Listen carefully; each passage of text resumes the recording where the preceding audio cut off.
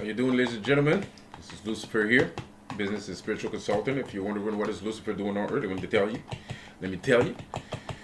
He's talking about everything the Earth is made of, which is what?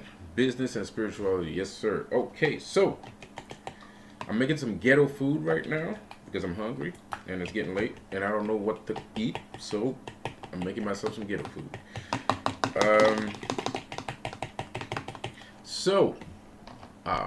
And no, I'm not going to tell you what I'm cooking because I'm ashamed of what I'm about to cook. So anyways, well, actually, that's bullshit. I could tell you, but it might make you jealous. Or some people might laugh at me and some people might be jealous. I don't know. So I'd rather not say shit. You know, all you need to know is I'm cooking ghetto food. So anyways, so I realized that the Tate brothers, give me a second here.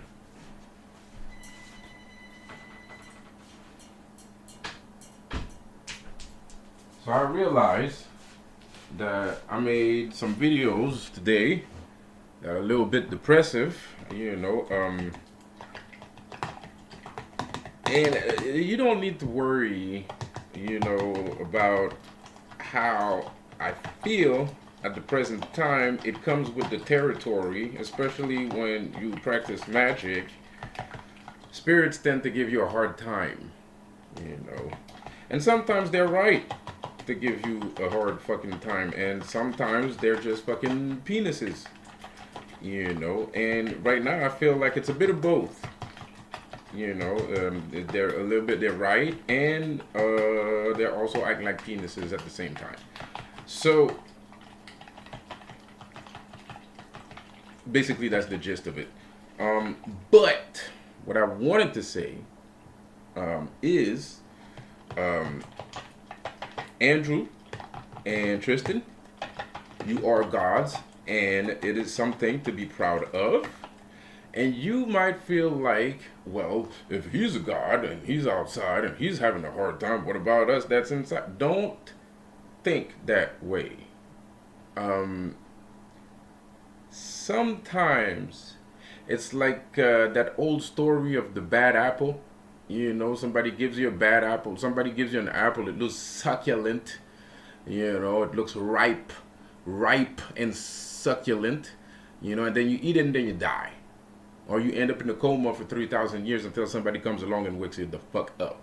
Right? Defibrillates your butt. And then you know, so shit happens. But what I'm trying to get at here, what if the world of magic is a little bit like that bad apple, but vice versa? So in the world of magic, the world of magic will give you an apple that looks disgusting, repugnant, it's nasty as hell. You would never touch that shit, you know, ever. You know, you wouldn't touch it with a 10-foot pole. It looks rotten. It looks like garbage.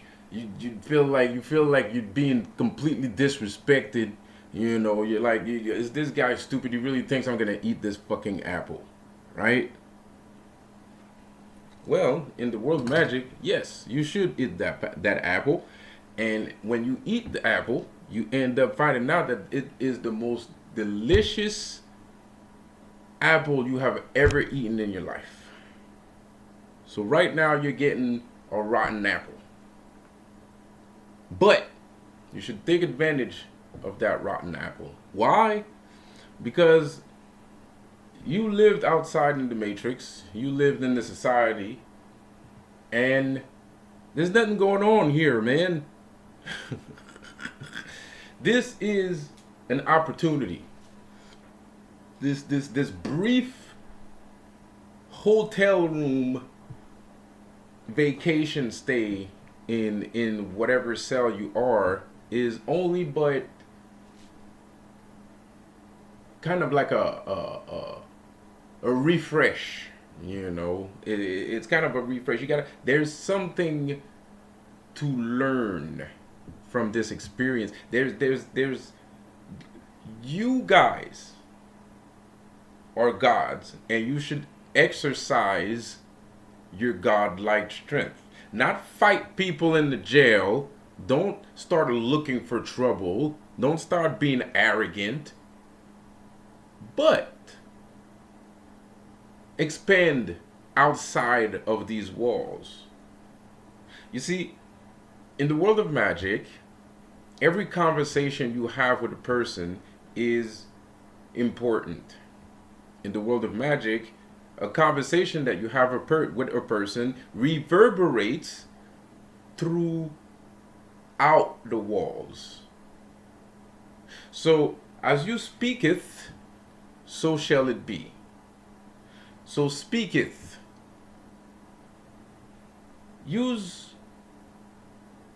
Be careful, and use an opportunity to speak. Use your opportunity to expand yourself. Use your opportunity to see how much the world really loves you, or try to see what the world feels about you. Yes, it looks weird. I've been to jail many times. And let me tell you, I knew that I was an Arabian prince long before I went to jail, because I go to strip clubs all the time. So I knew I was an Arabian prince, 1001 night, long before I went to jail. But I was surprised that when I went to jail, that this idea of me being a prince was actually confirmed by other inmates. Yes, indeed. So don't underestimate life. Don't underestimate power. You are not a limited person. You are not limited by any bounds or by any norm. You're beyond and above all of the social norms. You're like a vampire, right? Human condition does not apply to you. Some people might be jealous, so that's why you need to be careful. But I'm pretty sure you too would find that you are loved. And I feel that it's important for you to feel that love even when you're in jail. So, yes, I might be a little bit under the weather, but that should not discourage you, my friend. Because like I said before, we are all connected. We are all together. So it doesn't matter. This is an opportunity to see how much we are connected. This is an opportunity to see how much you have made an impact on the world. Not literally, but emotionally, on the emotional spectrum. Are you capable of seeing emotional spectrum? I feel like you two are very intelligent and capable of reading the room. Some people call it reading the room. I call it reading the emotional spectrum. This is the real definition of reading the room. The real definition of reading the room is reading the emotional spectrum. And when you are in jail, you can read the emotional spectrum of your impact and all that you have done so far through people or events.